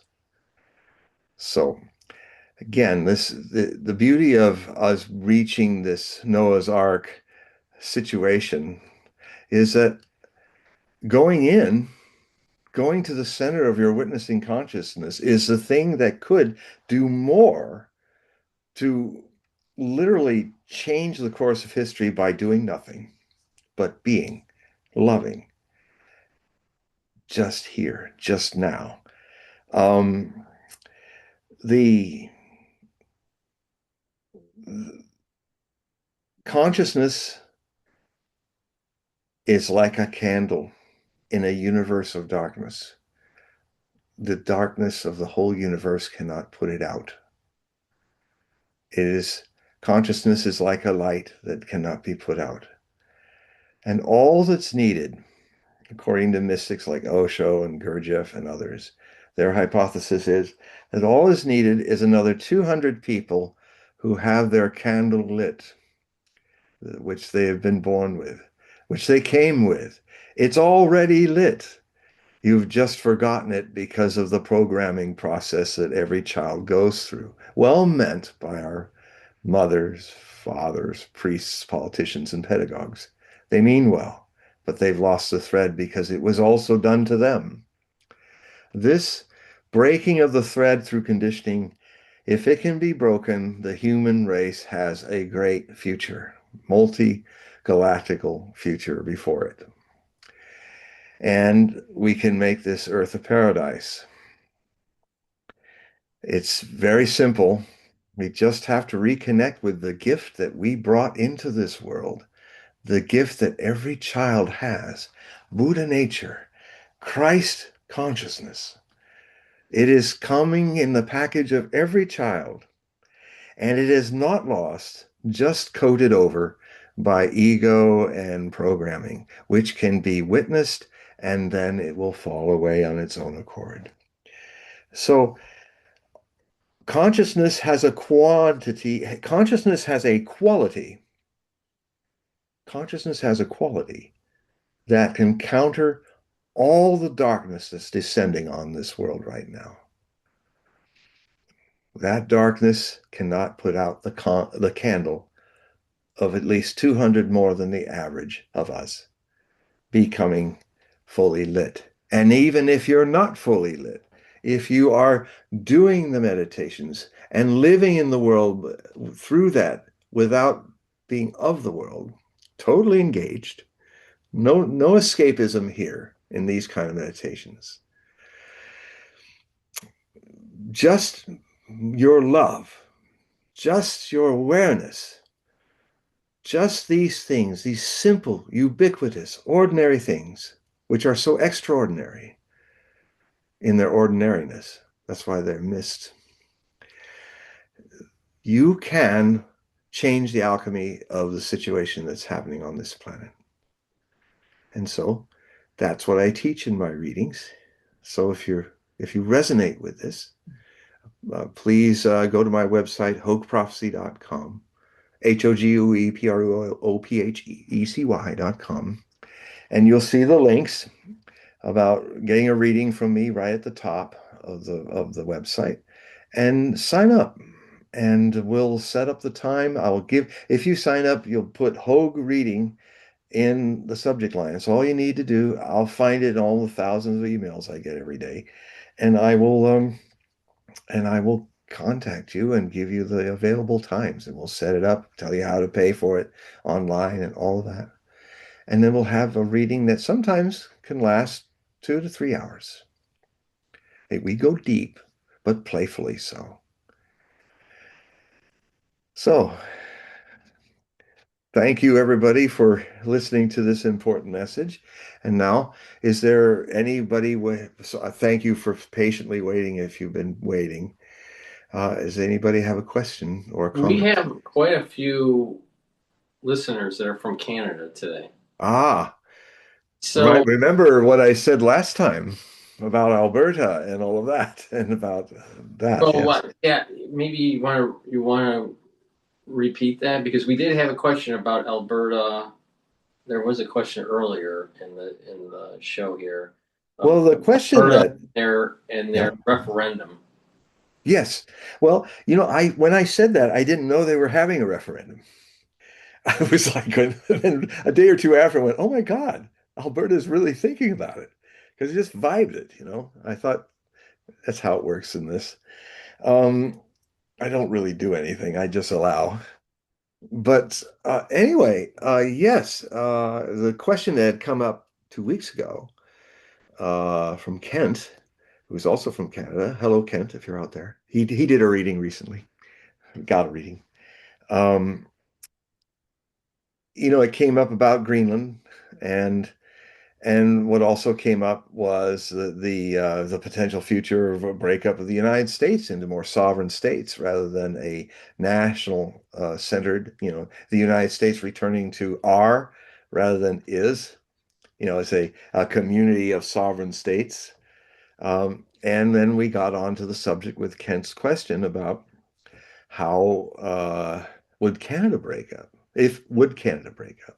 And I said, yeah, there's a potential of that. And then without knowing what was going on, I mean, there's a precedent because I did talk about it 2 weeks ago about how all the Western provinces have molded this idea off and on from the whole existence of Canada, especially since Ontario seems to dictate in a way that really feels for a lot of Western Canadians that they're not, people in Ottawa are not really listening to them.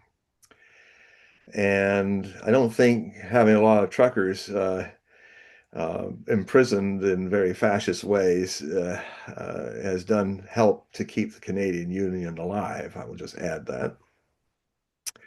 With Miss England, who used to be the prime minister, who is married, well,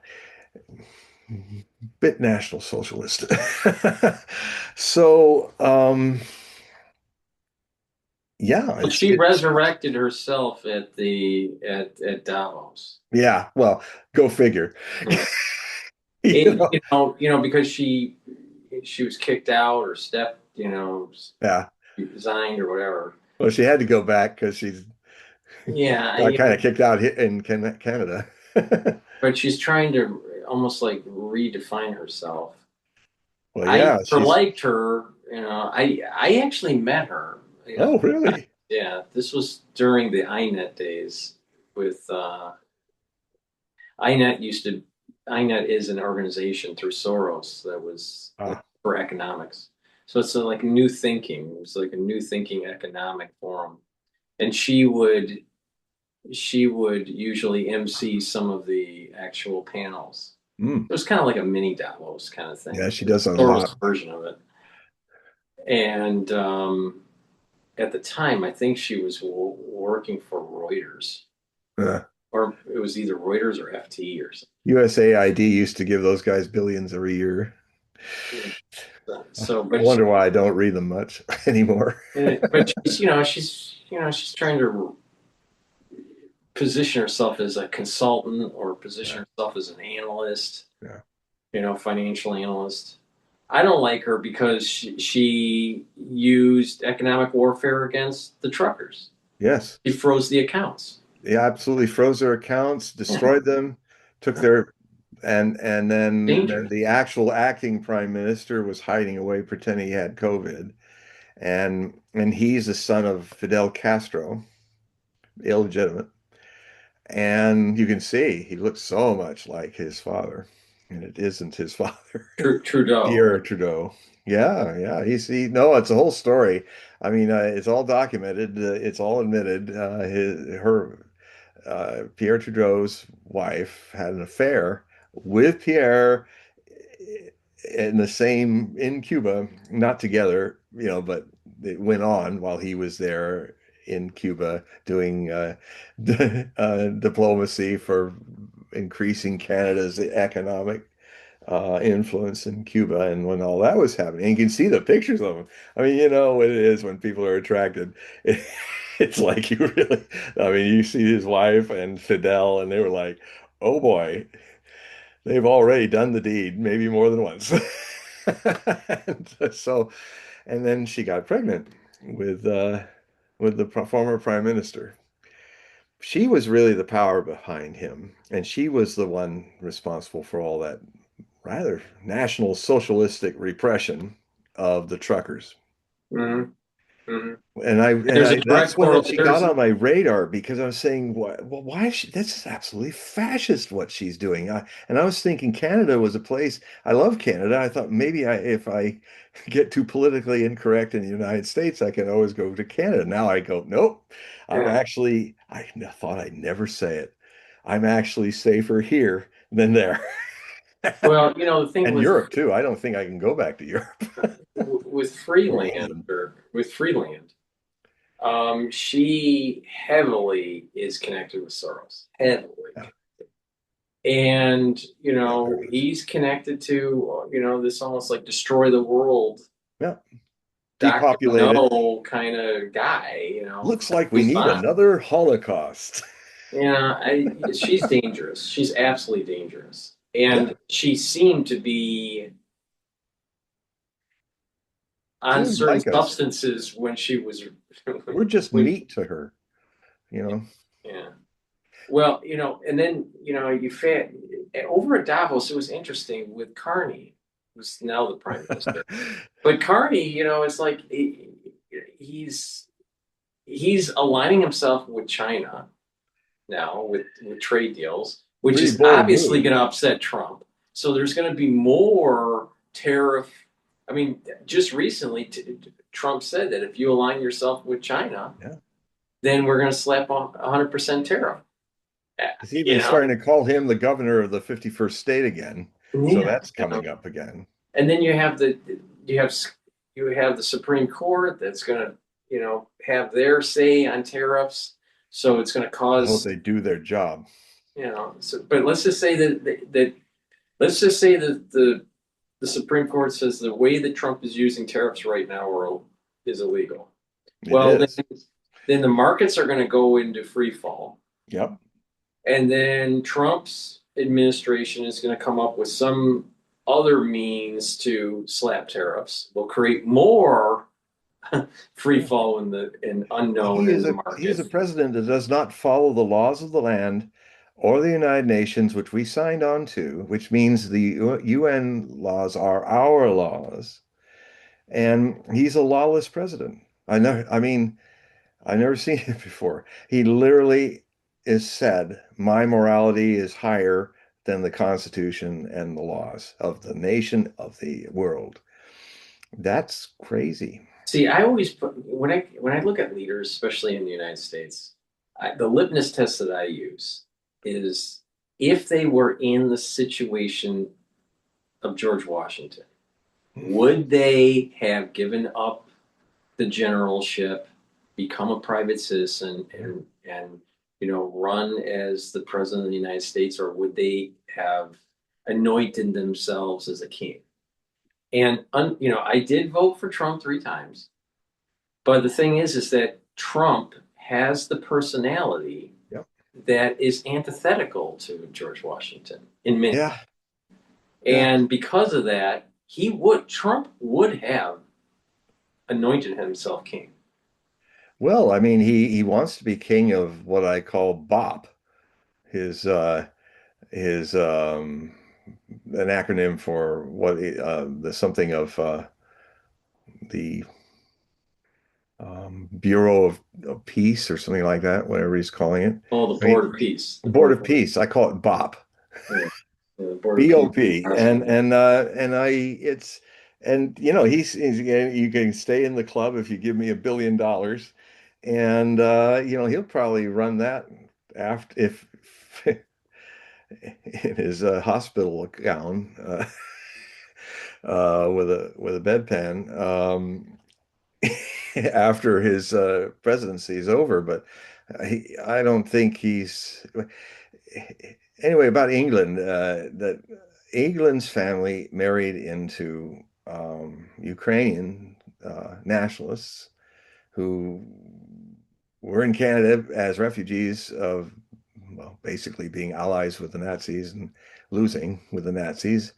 Thousands of them were in the Galicia division, which was the completely Ukrainian SS Grenadier Panzer Division. I mean, they were the fastest, most fanatic non-German allies the Germans ever had. They even got the whole division with all the equipment, everything. And the survivors of that group ended up surrendering in Italy so they wouldn't be caught by Stalin.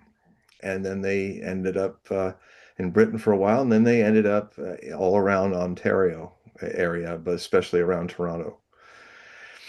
And though she was not a part of those, her grandfather, her Ukrainian on the Ukrainian side of her family, her grandfather used to write Ukrainian National Socialist magazines and stuff for Ukrainian Nazis, Banderite Nazis in Goebbels' propaganda ministry. And I was told about before when I started actually exposing the Nazi problem that Ukraine had way back in 2014, when not a lot of people knew about it, and how the American Obama administration actually funded and oversaw the coup that took the democratically elected Yanukovych out of office and put the who's who of Ukrainian Nazism in power. And the first thing they did was to say Russians are basically subhuman Slavs and they can't speak their language anymore in our country. And basically they wanted them flush them out and take all their mines and because all the real industry in Ukraine is in Donbass, and they were mostly run by Russian-speaking Ukrainians who were fine being Ukrainians when it happened in 1991. But they were so shocked that when this all changed, when the fascists came in, they were basically told, "We don't want you anymore, and you either convert."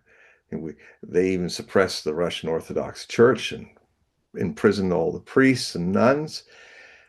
They took down all opposition parties and put the party leaders and their cabinets in prison. I mean, if this isn't fascism, I don't know what is, because they were following the Hitler book, chapter and verse.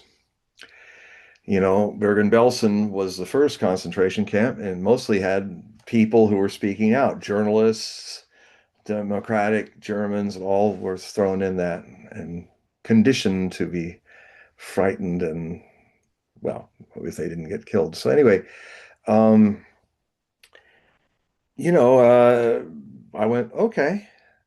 I've heard that Janet Eaglin used to go to Ukrainian national kind of Boy Scout, Girl Scout, like Hitler Youth, and that she would sometimes dress up in the Ukrainian outfit and do the Roman salute, as it's actually called, so that YouTube doesn't get excited.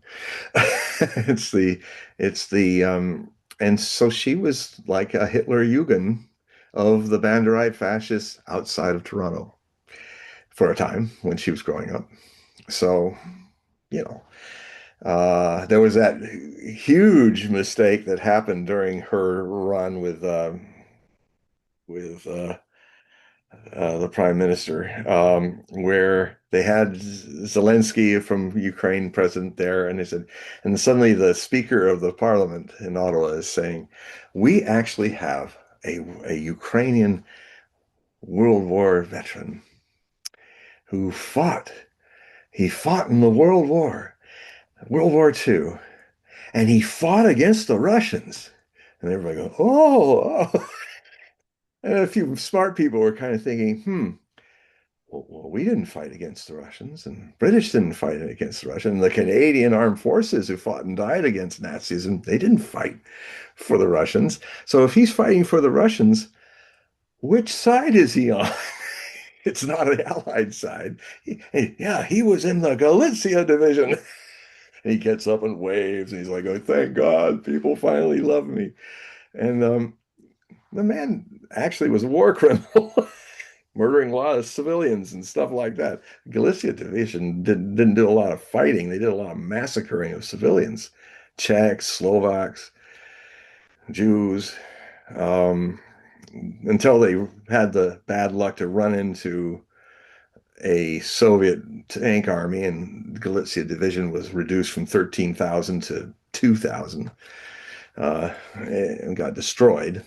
Um, but yeah, so it was a big scandal. But the thing that's so odd about it is it's happened twice. This guy has gotten up and done that. Many years ago, he did it again, and it happened. When you are some special guest and you're going to stand up and say something in public with the world watching and your leaders watching and a foreign leader watching, in Canada as much as here in the United States, you get reviewed, you get interrogated, you get to find out who this guy really is. So they knew exactly what they had there up in that balcony being thanked. They had a war criminal that the Canadians protected because his most of his war crimes were against Eastern Europeans and Russians. in the Cold War days. So they knew. They did it twice. So that's when I realized that Canada has also to work on its Nazi problem. Hmm. But we have our problems down here. I'm not judging Canada for it. I mean, God knows we've got our problems with fascists and people here too. So we can work together. Well, I mean, I was from Detroit, but Ah, when I think of Canada, I'm always thinking of maple syrup, hockey, you know, cold weather. But as I get older, Molson's beer. yeah, beer too. But the thing is that as I get older and I'm more cognizant of geopolitics and international affairs. Um, there's definitely a strange feeling that is coming out of Davos this year, Mm, and that is that this whole new world order is almost getting smashed up. yeah. So the The question is, BRICS is what smashing. exactly does it mean? you Well, know? the BRICS is doing it. The BRICS is the new world order. These people are a bunch of globalists who think they can do a one government rule and dictate over the human race. They're just trying another variation of Gross Deutschland. It's Gross Erdeland. If we use the ancient goddess of the earth, Erda, it's Gross Erdeland. And Mm. yes, and I used to think that globalism had something to share with the world, but now I'm thinking that the way the world will become a global society is not going to be through globalists and Davos and these dictator types.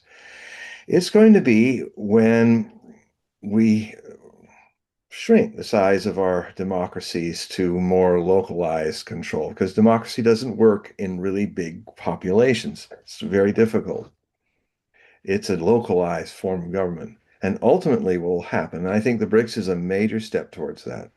All these countries, they don't want a war anymore. They just want to trade and do peaceful things, bring more wealth to their countries, bring more things. I mean, the Chinese are amazing in that way, is that they when we come to a country to get it to be an ally, we build a military base. When the Chinese come, they build a speed train. They build infrastructure. And they're very open about it. It says, we're investing in you guys so that we can trade back and forth. And the trade is not dominating like here. I mean, we weaponize everything that we trade about as a domination thing. It's kind of an empire without the obvious Imperial British Army and the Union Jack flying over it. We we do the bank jack. We do. I mean, we do what happened to me, what happened to my master when he was being kicked out of 21 countries by the CIA, flying after each country when he was kicked out of America. And uh, I saw in Uruguay, it looked like he was going to actually, Uruguayans were embracing us, and it looked like we were going to end up with our commune down in South America in Uruguay. And I was thinking, well, I'm going to have to learn Spanish because we're going to live in a Spanish world now. And uh, and he was just a few steps from getting a permanent guest visa. And then the CIA plane finally found us. And then the guy who was our go-between with Sanguinetti, who was the president at that time, in tears, said to Osho and people who were there in Puente del Este, had this two houses that were merged into one, Puente del Este, East Point. And he said, the Americans have come in. They've basically say, if you don't get the Bhagwan out of here, we will demand that you pay up your debts for the investments now. And it's interesting when I heard that story, and that's why he flew out, went to Jamaica next after that. Eventually went back to India, and then the CIA tried to prevent me and other people, thousands of disciples, from getting past customs in India. They they tried to silence him, and then they tried to keep us away from our teacher. Imagine if you did that to the disciples of Jesus or the chelas of Buddha. Well, it was happening. And um, so I'm watching with Under past Reagan. This my is under mom. Reagan's administration. Yeah, this be 1986. So I'm sitting with my mom and we're watching TV in Seattle, and then suddenly there's this whole thing going on where, oh, a Ronald Reagan, he's shaking hands with Sanguinetti. A few days later, Sanguinetti was up and having a visit in the Oval Office all by his lonesome with Ronnie. And they're shaking, and he says, yes, and this is President Sanguinetti, and we've decided to postpone the payments of this money that his country needs, and we're actually going to give him more money because we love Uruguay. Well, that was the payoff. So I look over to my mom. She looks over at me. We look at each other and start cracking up. We said, "So this is what it was." We saw the other side of it. My people saw my wit or witness to the other side of this. So that's how American empire works. It works. It's in clever in a way. It's invisible. It's the invisible empire. But what's going to happen is this empire is falling, and the the the future is really now with the global majority. One of other Osho prophecies that came true is that the world is moving from east-west axis to north-south, and it's beginning now.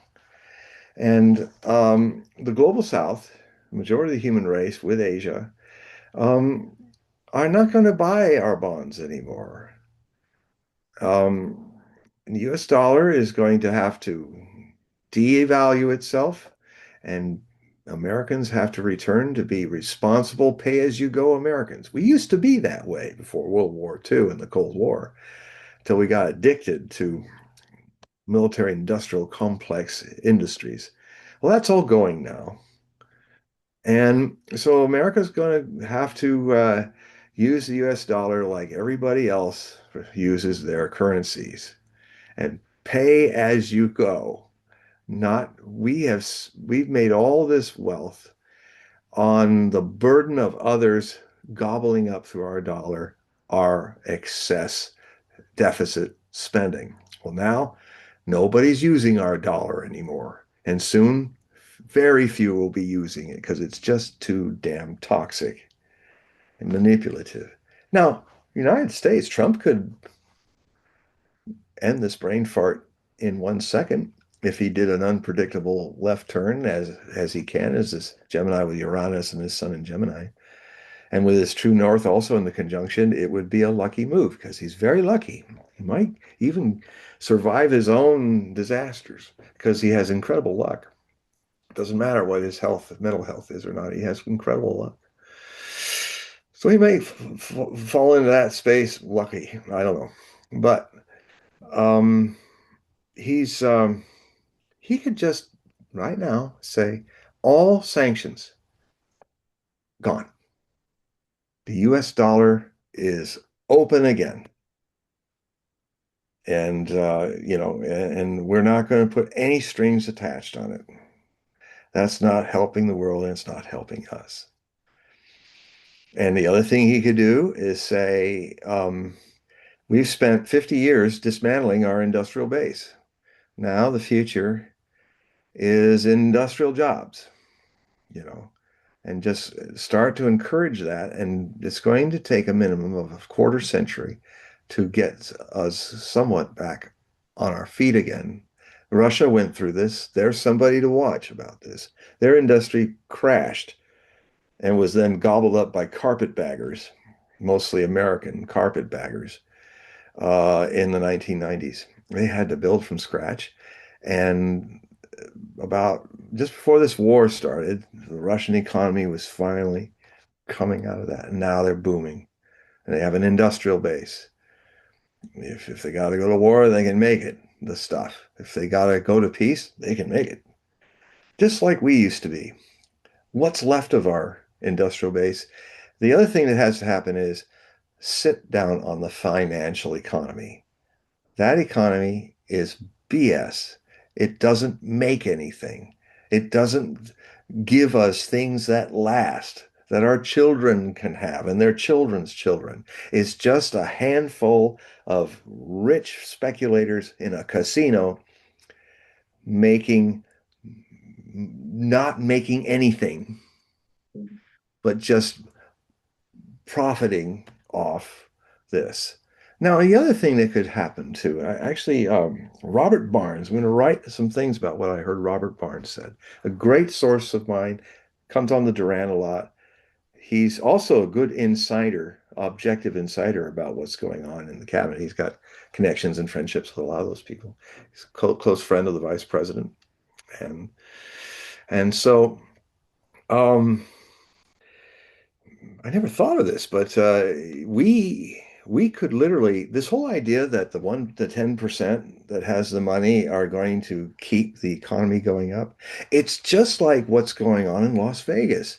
They believe the high rollers, they've got this brain fart in their head that if we just uh, serve the high rollers and stop giving the free dinners and lower prices for shows and stuff to working class people that used to be your mainstay, your one-armed bandit guys. No, we're only going to deal with high rollers, and that's how we'll finance all this and make even more money, and we won't have to work so hard. And, well, it's Las Vegas is becoming a ghost town. It's destroying Las Vegas. And in the same stupid way, this idea that the 10% that have most of the wealth on this, how many yachts can a handful of trillionaires buy to keep this economy afloat? But you know what you can do, and what Robert Barnes said, is you could actually the way the money flows goes, you could actually end property taxes and you could actually uh, give a lot of working people could have next to no taxes to pay and still deal with the higher echelons and stuff, making lots of money. Okay, Wall Street, you want to make the money, we're going to take 30%. And then that volume of money, the vast majority of American people will keep the money they earn. And what do people do when they keep the money they earn and their nest egg grows and all? They buy things. The thing that made this country great economically was that the whole population was buying, was customers were, and that made more businesses, and then that made more businesses for businesses, and so it goes. So a tax jubilee where you don't even have to pay taxes at a certain level of your income, you can keep whatever you earn. And still, there's other ways. So I'm going to study what he's saying deeper so that I can talk about those other ways. There's still other ways that um, you can pay the taxes and pay the bills. You don't have to. Frankly, he said that technically what the Joe Schmo and Mrs. Joe Schmo America are getting are giving to the government. It's not that much. It would not be missed. And it would be so much better. The burden of debts and inflation and stuff would go down. People would have more currency to pour into the real economy, not the BS economy, which is trapping all the money, going nowhere fast, or sitting there, not being invested. I mean, if these Wall Street people would invest in real factories, real jobs, then that would help us too. I would give them incentives to do that, or give them punishments if they don't. Well, if you don't do that, we're going to take a lot of your funny money. But if you Well, put I your mean, Trump kind of brought this up with the defense industry.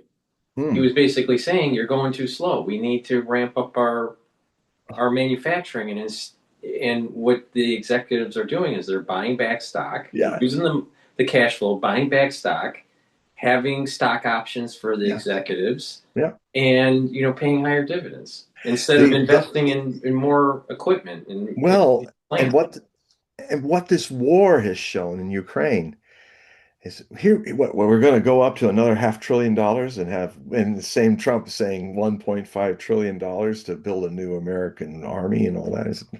You could reduce this down to 300 million, but get all the graft out, all the stock options, all that stuff, because all these rich guys are doing with the military industrial complex is taking the lion's share of that money, and they might as well be politicians in Ukraine. They are grabbing it, they are making themselves rich off of it. And if you look at the kind of hardware that really got a test in this Ukrainian war, and soon, maybe minutes from now or days, you're going to see how defunct the Navy is, how those rust buckets are ready to go down without a missile.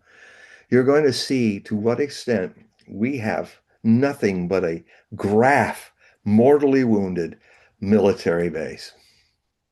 It can't produce because none of that money's gone in there. So the first thing I would do is sit all those billionaires down and said, because they're the oligarchs that are as evil as the oligarchs that were running Russia and we were helping them. And it was Vladimir Putin that over 20 years got rid of them all. He said, you can still keep your money, but stay out of politics. Mm. Stay out of the people's business.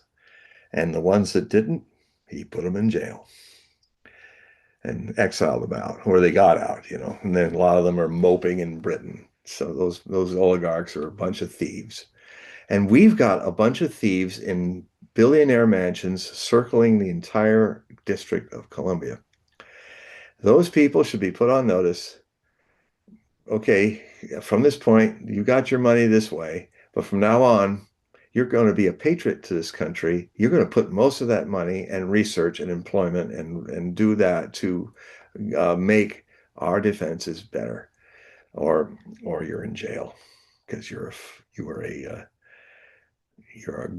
no better than a Ukrainian corrupt official. Zelensky, I hear now has hid $1 billion in Billion several banks. Yeah, he's up to 1 billion. I remember when he started at for 400 million. himself. Yeah, yeah. I tell you, the people that have been so screwed in this war are the Ukrainian people. They don't even know to what extent they literally are living up to Lindsey Graham's openly expressed wish. Well, yeah, we'll fight the Russians to the last Ukrainian if we need to. He actually says this in public, and he doesn't even think that. So we're just your tool. We're meat. And America doesn't love Ukraine. I think the American government is at least you're just a tool. You've been completely bamboozled. And worse, your people, the Ukraine is losing millions, crippled and wounded in this war. The Russians are not, I because don't think that Zelensky would have a chance in fair elections to be reelected. no, in fact, they did a poll and I have the poll up in my last set of articles, and um, no, Zelensky would not win anything. He'd probably go down as bad as I mean, his popularity, lack of popularity, is in the 80 percentiles, I think. And but what was interesting was that General Zaluzhny would win over Budanov, who is actually the lady in waiting to be the next president. And he is he's a CIA man. He's trained by the CIA. He's running the SBU, which is or the DIR, I think, DUR or GUR, which is, or as they say in Ukrainian, HUR. That is the military intelligence, and he's replaced the guy who was the minister of the presidential offices, which is another name for the vice president. So he's been picked as the vice president by the CIA's boy, and he's going to be the next Russian president, Ukrainian president. And then if Zelensky can get out, I mean, fortunately, his family is in one of his big sprawling mansions in the United Kingdom. So his kids and his family have already left. He's all alone there. So at least he thought ahead and saved his family. But man, he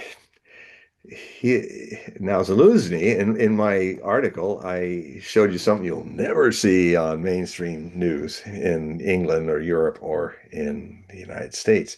And it's a true picture before when he was fired as the Russian general and was going off to his exile as the ambassador who can't speak English in Britain. Um, this the commander, the current commander of the right sector National Socialist militia. That's the red and black flag guys. And he was giving him a little iron cross with the Ukrainian symbol in the center of the iron cross, but it looks just like a German iron cross except for that. So he's showing it. And behind him is a black and white painting of Stefan Bandera, the founding George Washington of Ukrainian Nazism. And to the right of him is the red and black flag of right sector, Prattli sector, which are the people that launched the coup with U.S. backing, the very bloody coup, the fascism takeover Ukraine back in 2014. And so, and he's looking with those kind of snake-like eyes. He looks a lot like Goering. He might be his reincarnation. I don't know. He's just looking and he's just saying, yeah. His face is like saying, yeah, I'm with them. He Mm. could be the next president, or maybe he'll take a stint as commanding general and then fulfill a prophecy that he made about himself that he reflected. He said, God, I often am haunted by thinking about the commander of the Finnish forces in the Winter War, 1939, 1940, Mannerheim. And I often think, I wonder with this war, and he was saying this early on, it's one of the reasons why he started to say, hey, we're losing this war in 2023. And he said, I'd hate to have to speak to my soldiers and tell them that what Mannerheim had to when the Soviets beat them. And I'm thinking, there's a chance he might have to make that speech. He might be having a presentiment about it because he might become, after Sirski is dumped, who's called the butcher by most Ukrainians. When he can't take a defensive position, he just throws more people to get killed on it. He's that's seems the only way he works. Um, so yeah, so lots of things happening.